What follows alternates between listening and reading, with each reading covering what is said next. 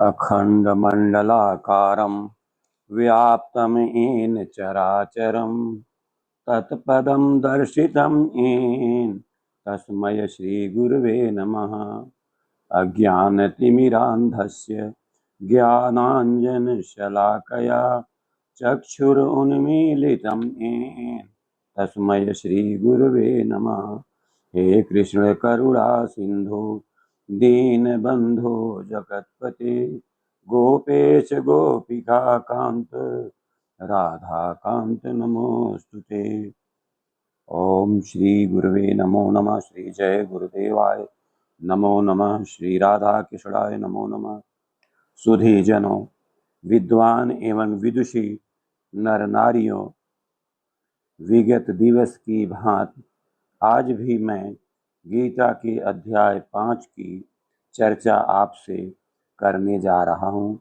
आज का जो मेरा चर्चा का बिंदु है वो अध्याय 5 का श्लोक क्रमांक 16, 17 और 18 है, जिसमें आज हम इस विषय पर चर्चा करेंगे कि हमें और आपको समदर्शी बनने की जरूरत है, भेद करने की जरूरत नहीं है, छोटा और बड़ा के रूप में देखने की आवश्यकता नहीं है।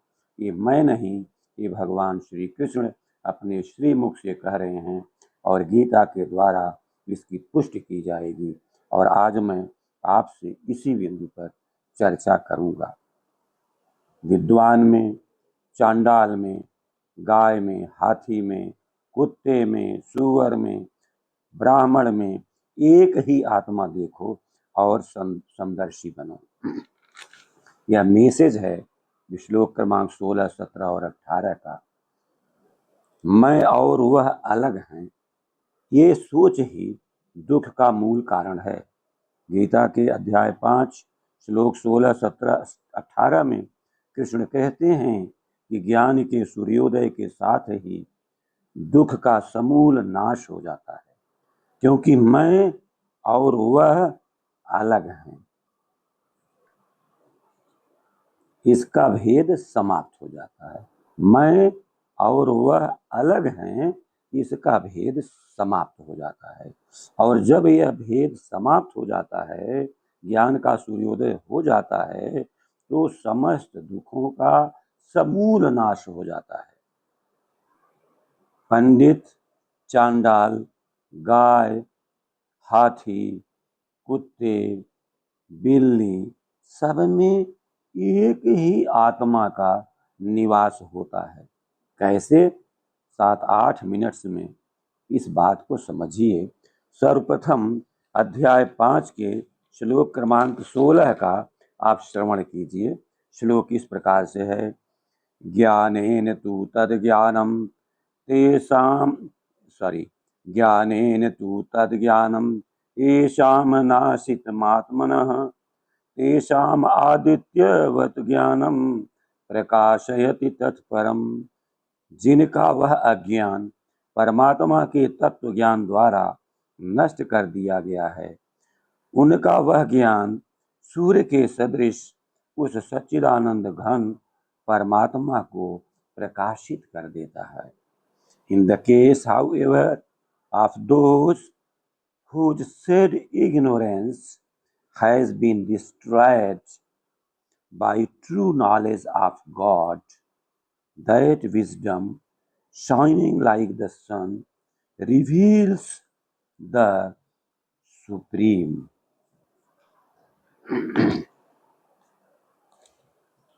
जिनका आत्म विषयक ज्ञान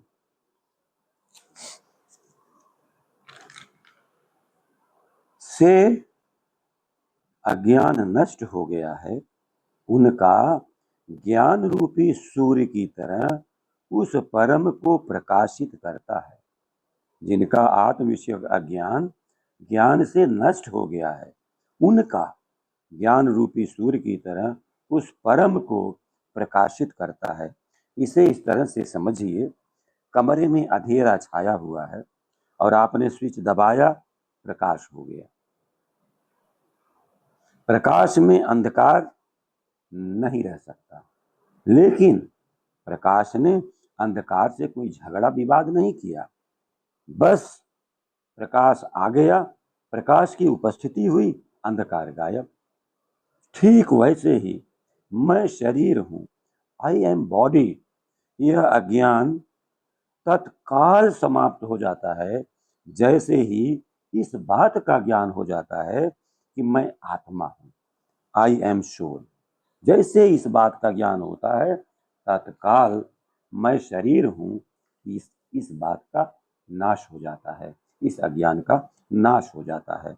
चलिए हम श्लोक क्रमांक अब 17 की ओर बढ़ते हैं। तद्बुद्ध्यः तदात्मानः तन्निष्ठा तत्परायणाः गच्छन्त पुनरावृत्तिं ज्ञानी निर्धूत कल्मषाः।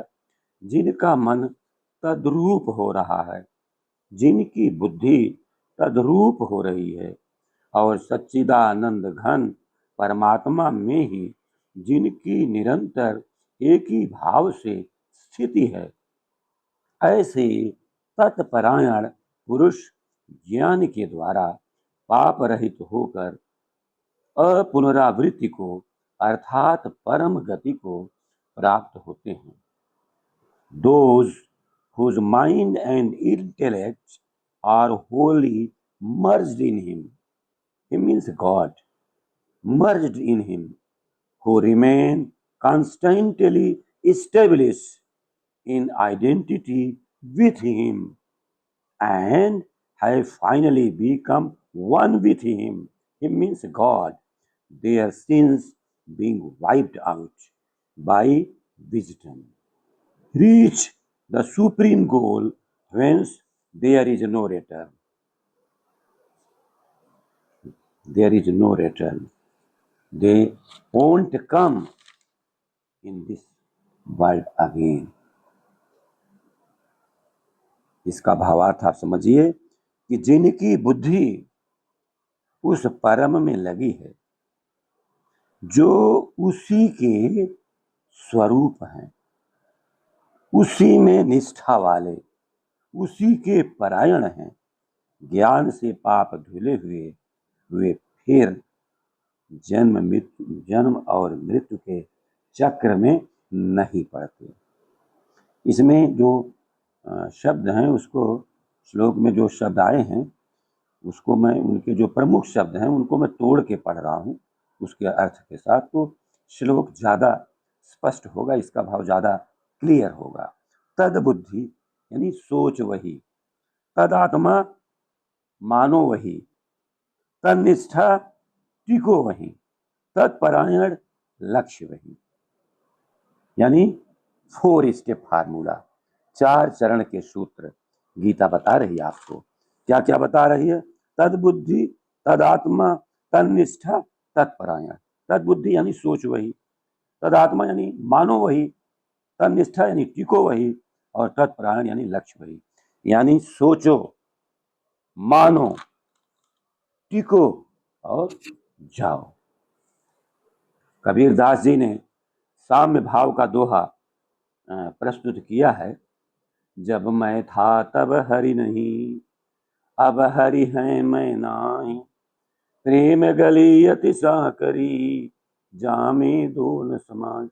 जब मैं था, मैं मीन्स बॉडी, मेरे अंदर जब ये भाव था कि मैंने किया, मेरा है, ये मैं, और मैं का मतलब अहंकार भी होता है। तो जब मैं था तब हरि नहीं, अब हरि है मैं नहीं।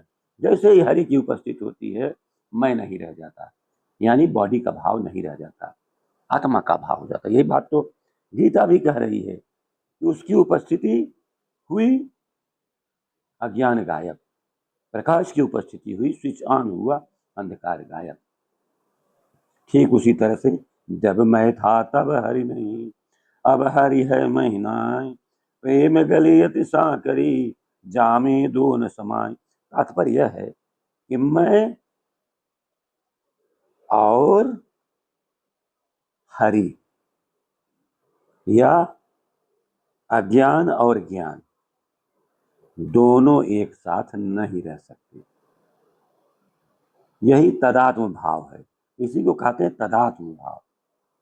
मुंडकोपनिषद में कहा गया है, भिद्यते हृदय ग्रंथि छिद्यन्ते सर्व संशया क्षीयन्ते चास्य कर्मणि तस्मिन् दृष्टे परावरे। परम को देखते ही हृदय की गांठ कटती है, संशय मिटते हैं, ज्ञान से पाप धुल जाते हैं और फिर जन्म मृत्यु का जो बंधन है वो समाप्त हो जाता है। अब चलते हैं श्लोक क्रमांक 18 की ओर, जो यह बताता है कि समदर्शी कौन। बड़ी निष्ठा के साथ, ध्यान के साथ श्लोक को सुने।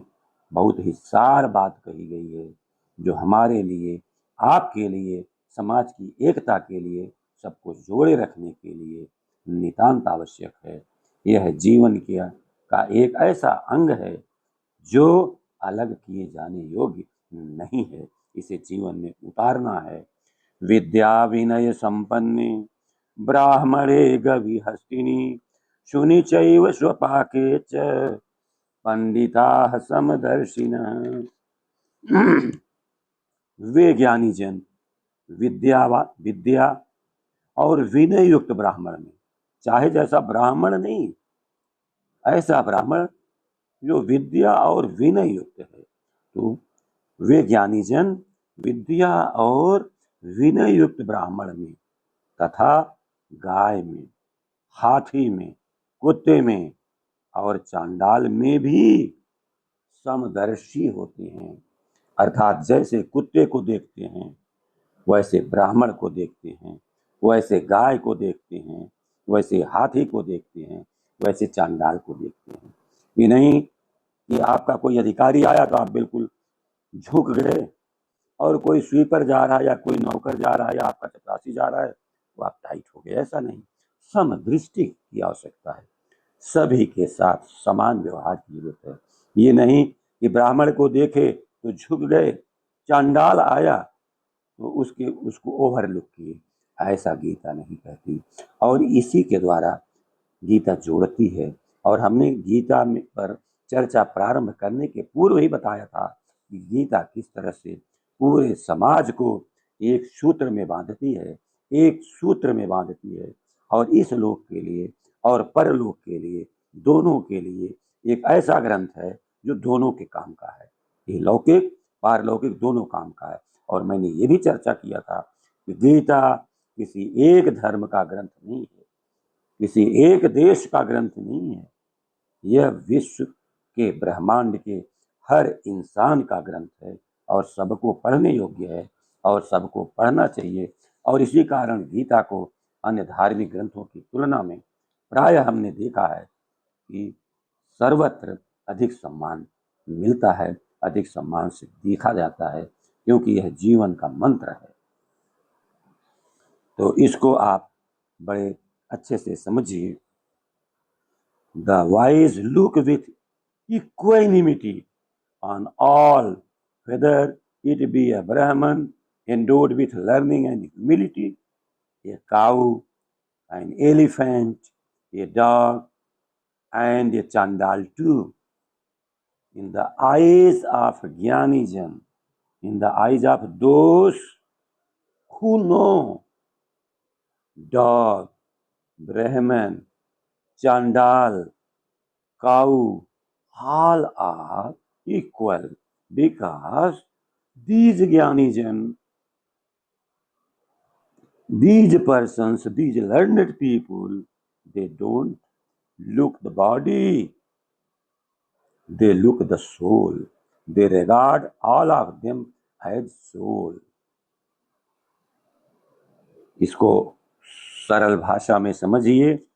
विद्या विनय से युक्त ब्राह्मण, गाय, हाथी, कुत्ता, चांडाल, पंडित, इन सबको समभाव से देखता है।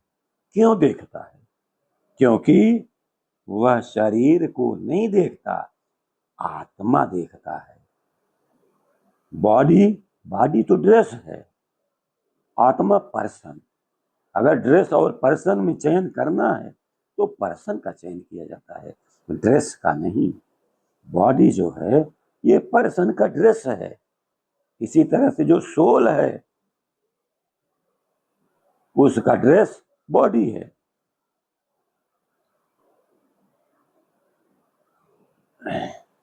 ड्रेस अलग अलग हो सकता है लेकिन पर्सन एक ही है। बॉडी अलग अलग हो सकती है लेकिन सोल एक ही है। सोल अलग अलग नहीं है। Soul is one and soul is immortal. इसको आप अपने वास्तविक जीवन में समझिए, वास्तविक जीवन से जोड़ करके कि आपके सीईओ साहब दिखे या आपके प्रिंसिपल साहब जो दिखे इस विद्यालय के या कॉलेज या कहीं के, तो आप झुक गए, उनको ड्यू रिस्पेक्ट दिए। लेकिन आपको स्वीपर दिखा, आपने उसको इग्नोर किया। यहाँ तक वो आपसे कुछ कहना चाहा तो भी आपने उसे इग्नोर किया। तो क्या आप समदर्शी हैं? नहीं, आप समदर्शी नहीं हैं। समदर्शी बनने की जरूरत है, तभी तो हम यूनाइट होंगे। And united we rise and divided we fall. हम एक होते हैं तो प्रगति करते हैं, और जब हम टूटते हैं, डिवाइड होते हैं, बंटते हैं, तो हम गिरते हैं। आखिर इन्हीं कारणों से तो हमारा देश इतने दिनों तक गुलाम रहा, क्योंकि हम बटे, और बटेंगे तो कटेंगे, जुड़ेंगे तो बढ़ेंगे। तो यदि आप इस तरह से देखते हैं, अंतर देखते हैं, भेद देखते हैं, तो आप समदर्शी नहीं हैं। दोनों में वही चेतना, वही आत्मा देखिए, तब आप समदर्शी कहे जाएंगे। तब आप समदर्शी कहे जाएंगे, तब आप पंडित कहे जाएंगे, तब आप विद्वान कहे जाएंगे। गुरु ग्रंथ साहिब का एक उदाहरण है। अवल अव्वल अल्लाह नूर उपाया, कुदरत के सब बंदे, एक नूर ते सब जग उपजा, कौन भले कौन मंदे। एक नूर ते सब जग उपजा, कौन भले कौन मंदे। ये गुरु ग्रंथ साहब का है पंक्ति। जब एक ही नूर से सब बना, और हर धर्म ग्रंथ इसको मानता है, चाहे वो हिंदू धर्म हो, चाहे इस्लाम हो, चाहे यहूदी धर्म हो, चाहे ईसाई धर्म हो, हर धर्म ये जब मानता है कि एक ही नूर से सब बना है, फिर भला बुरा कौन है? सब तो भले हैं, तो फिर अंतर कौन है? सब तो एक है, सब एक आत्मा है। और यही बात गीता का श्लोक क्रमांक 18 अध्याय 5 का श्लोक क्रमांक 18 भी यही बात कह रहा है। समदर्शी बनो, सबको एक रूप में देखो। आप 16, 17 और 18 को समझिए। 16 में क्या है? अज्ञान गया तो ज्ञान आया, ज्ञान की उपस्थिति हुई, अज्ञान गया। और जब ज्ञान आया, मैं वही बना, मैं वही बना। और जब मैं वही बना तो सब वही दिखा, अंतर दिखा ही नहीं।